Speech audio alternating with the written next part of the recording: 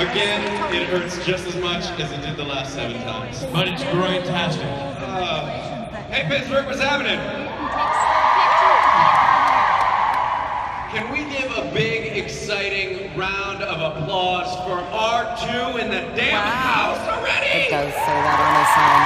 I've been videoing the whole time. So it's like everybody No knows. one's happier to be here than R2 themselves.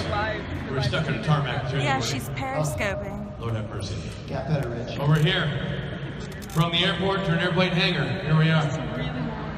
Pittsburgh, there's a lot of you. I like that. You showed up en masse. I dig that. I like the participation so far.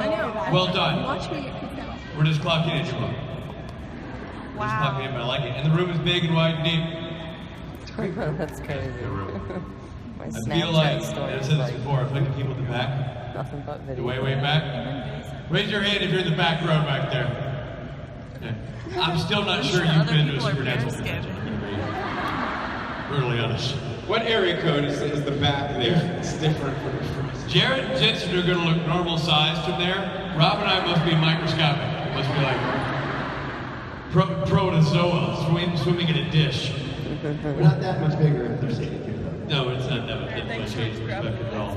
It's like pre-protozoa, only one of them is just really, really hot. Literally, I go to every Never gets old, man. Never gets old. We're excited to be here with Matthew Cohen. We were recently with Matthew Cohen in Los Angeles, California. What were you doing there, guys? We were shooting your scenes from the series, the forthcoming Comic-Con HQ series, Kings of Con.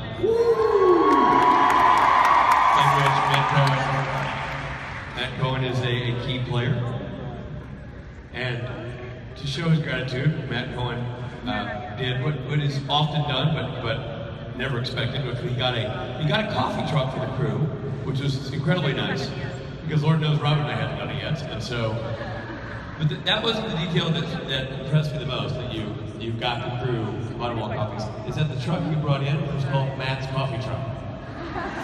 Funny enough, I had no idea that's what it was called, but when it got there, I very much told everybody that I put those decals on myself. Yeah. It was lovely. And Why don't you go talk to Sharon? These guys casting their show. 2 comedic geniuses with this guy. It's good stuff. Lots of other people you may know, I think, may also be in that show. So look forward to it. It's really funny things happen. So true. Speaking of funny things, should we take some questions? That is Should we do this, Robbie? Let's do this. Dive right in? On this side, ask us something really funny. My question's for Rich. Awesome. All right. I was wondering not what was filming. it like playing It's not such a filming, it's complex live stream. character and Talk about supernatural right this way. It was, listen, I mean, I think all of us are blessed with really intricate roles, most of them dual personality roles, between Rob being Chuck, Shirley, and God, between Matt being young John and Michael, and then for me being Gabriel and Trickster. I think the writers do such great work in carving out these very, very interesting people that, you know, the opportunity to play the duality of the character was just such a treat, because you don't get that kind of opportunity as a guest star in network television. So it was awesome. It was a very exciting, and also, by the way, as surprising to me as it was to you, because it wasn't like when I got hired, I knew I would be later revealed to be Gabriel, you know, just playing the one guy, and then you get the next script, and you're like, he'll check me out. Let me know again. So that, you know, the surprises that came along with the role were delightful, and the opportunities were awesome. Thank you. I have to stop you and make a weird segue, and this has nothing to do with you people, but I have to tell Rich this because I don't want to forget. You just mentioned Gabriel. Last night I was doing the Richard Speight shtick in, like you do, in the song. Are there any Castiel girls out there? The whole thing. And Gabriel Tigerman was standing next to me, and I of course forgot his character name. So I go, are there any Gabriel Tigerman fans out there? And I felt like a total dick. Anyways, end of story, next question. I'm glad you're reliving your 20s. So bad. I'm not Richard Speight, not even close. Hi! I can't hear you. my question's for Matt. Closer to the microphone. I can't get any closer. Her question is for you, man. No, but I'm deaf. Okay, so what is it like playing a doctor who's also a priest, who left the priesthood because he slept with a woman and got shot by her drunken husband? Well, there's another question for you. We're talking about that documentary that's right now. That heartfelt, touching, true story. In case you missed it, she said, how is it playing a doctor who has sex and is a priest? It's complicated. There's many layers that I've yet to discover of how to play that character on television. If you haven't seen that, that is on The General Hospital on ABC Television, in which I play a sex-having priest neurosurgeon. A sex-having priest. Go figure. There's a new hyphenate for you.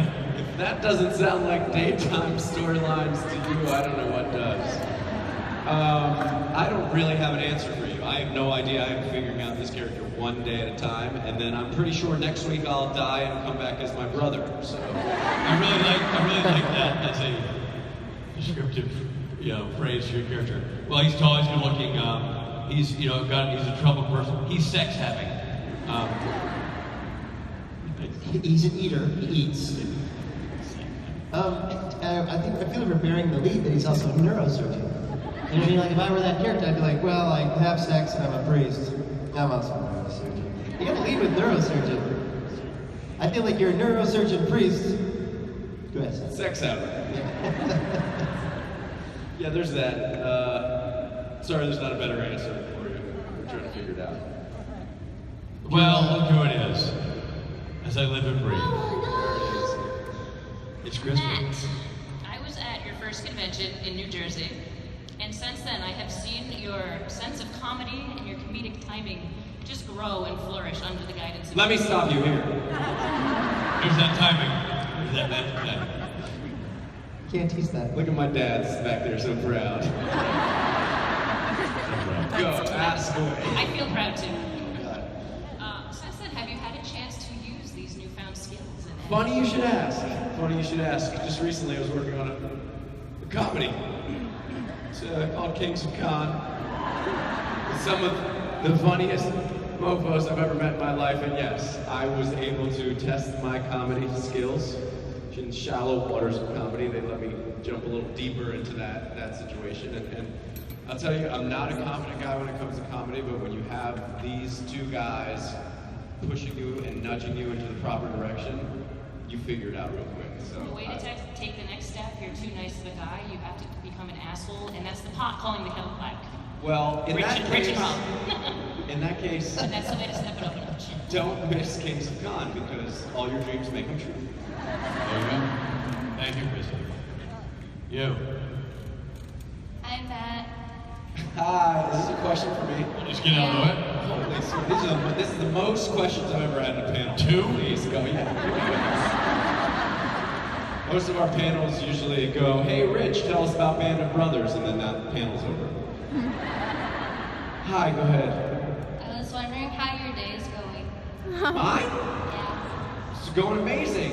How's yours going? It's going well, thank you. Mine's full of love. I'm hugging people and grabbing and groping and lifting and kissing. SBN Love Con. SPN LoveCon people, hug somebody today. The world's a beautiful place. The news just sucks. Okay? Thank you. That was all? That was great. I loved it. Thank you. How about over here? I'm guessing your question's for Rich. Yeah. Uh-huh. Richard, I was wondering what version of your character was your favorite to play. So like Loki or Trickster or just Gabriel. That's a tough one to say. It's kind of like the, I'm not going to say porno because that's kind of a tad on the nose.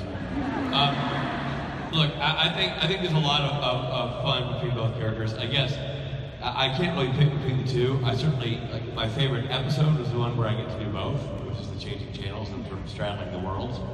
I think that, the opportunity to sort of have fun with the Trickster and be that, tap into that dark side, which by the way is probably why Gabriel likes being the Trickster, because it's fun to be that guy. But then from an acting standpoint, the complexities of dealing with the family issues that sort of drive the character are also, great meat to chew on. So I'm going to have to go with all of the above. Not a cop-out. Sure. I mean it. Okay. Which is your favorite? Erotic Yeah, porno. I figured that. Porno rich. Porno me. Well, and you wear it well. Well done. Thank you. How about you, young lady? Hi, my question's for Rob. Yeah. Let's do this. Ladies and gentlemen, I don't know if you noticed, God's in the fucking house right there. God.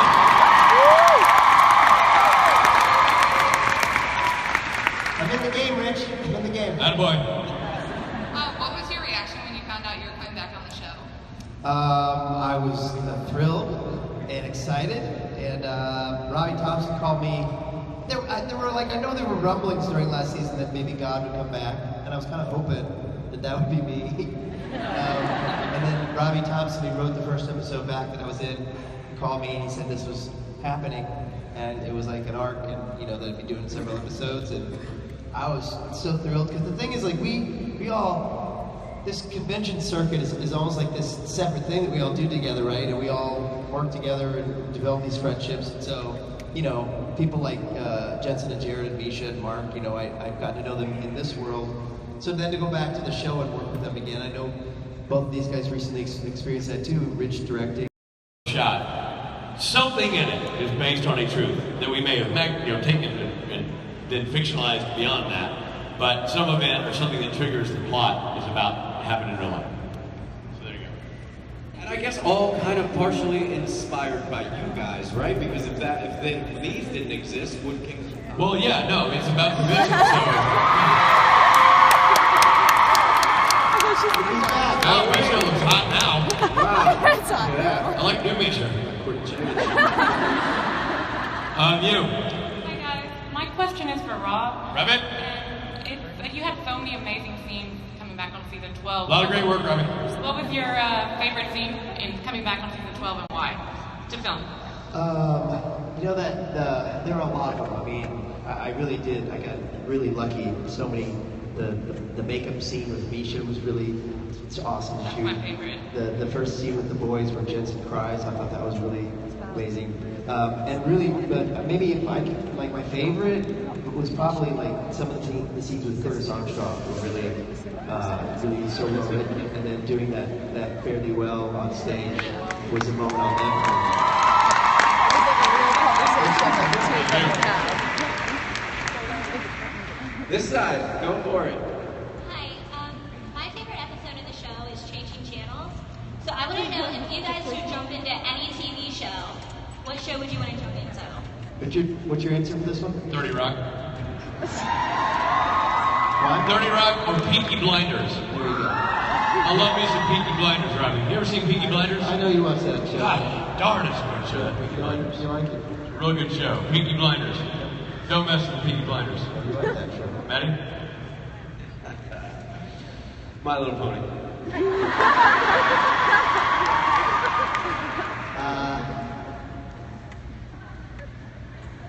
Saturday Night Live. There you go. All good choices. Peaky Blinders. No. What? Yeah. Hi, I'm sorry, I'm really nervous.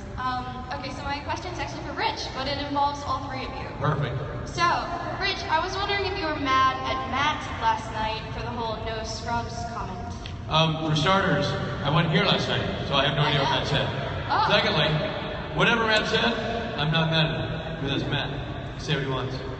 In carte blanche. Not even a slightest bit because of the Supernatural love con, miss. Stop trying to turn this into Yes. supernatural love Matt and Matt con. No Matt and Matt. Can I get a clarification? But, You didn't like the television show Scrubs? Huh? You didn't like the TV show Scrubs? No, it was a comment.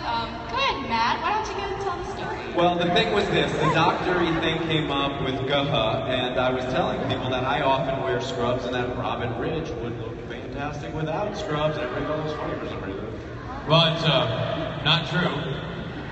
It's Very true. I dedicated a song to you guys. I don't want no scrubs. No scrubs. TLC. I love it. But they didn't like that. They booed me. So I immediately. Why? What does that "I don't want no scrubs" mean? I don't want no scrubs. A scrub is a guy who can't get no love from me. Another reason why I'm not mad at that is I'm sure I can't get any love from Matt, and it's not like that. Well, that's the thing, actually. You can get love from Matt because actually the time that I met you guys first was at DCCon. Okay. When Matt threatened to mouth kiss you if you ever said you were mad at him. Yeah, I'm not mad at you. So you tried to keep me up. So close. So close. Good try. I'm with you. Nice try. Thank goodness. Nice try, but it didn't happen. Thanks. Speaking of mouth you. I have a question for all of you. What was it like working with the Hollywood show and the parody? Oh, you did? those girls are super talented. And Oscar Child's friends with them, so when they were going to do the video, he called me and he said, hey, they would love to have somebody appear in it. And so he sent me a link to their work. I wasn't familiar with it at the time. And I watched all of their work, and they're so good at what they do. Their stuff is so flattering to the shows they're mimicking. And I was like, what a great tribute. And I happen to know that we happen to have one of those core actors who are not beyond participating in something like that. There's nobody's too cool to do that kind of thing. So I figured it was a perfect opportunity for their great work and the fun-loving energy that Supernatural cast emerged, and it worked out great. I also wanted to know how Robert thought of the science of how they tricked you into thinking that there was a machine that pulled the stubble out of their face. Well, those are the kind of questions that I can tell you what I was thinking. Out of the stories that I don't know, somehow I was in that. I played Tim Amundsen's character, which was super fun, and I had the wig and the beard and everything. And then I was asking them how they, were cosplaying as Dean, and I thought I misinterpreted what they did, how they got the stubble on, and I thought that they like slapped. They were talking about slapping it on. I think they just like put glue on and then throw the little bits on her face. I thought they had to slap it and actually took the hairs that were already there and pulled them out. I was so. You understand that I was. Wait, on the ladies' face? Yeah. The tiny little ladies. So if you went out there and smacked a girl in the face, you would leave a bearded handprint? I think it was Hilly. It was Hilly's face. And I was really confused. And it was one of the things, as soon as I said it out loud, I immediately wanted to take back. And then I realized I was on camera on the B-roll footage. And so now it's forever out there. That's what you're talking about, yeah? Yeah. Kids, you learn something every day. And sometimes what you learn is that there's nothing to learn because it wasn't there in the first place. You know what? That's it for us, ladies and gentlemen.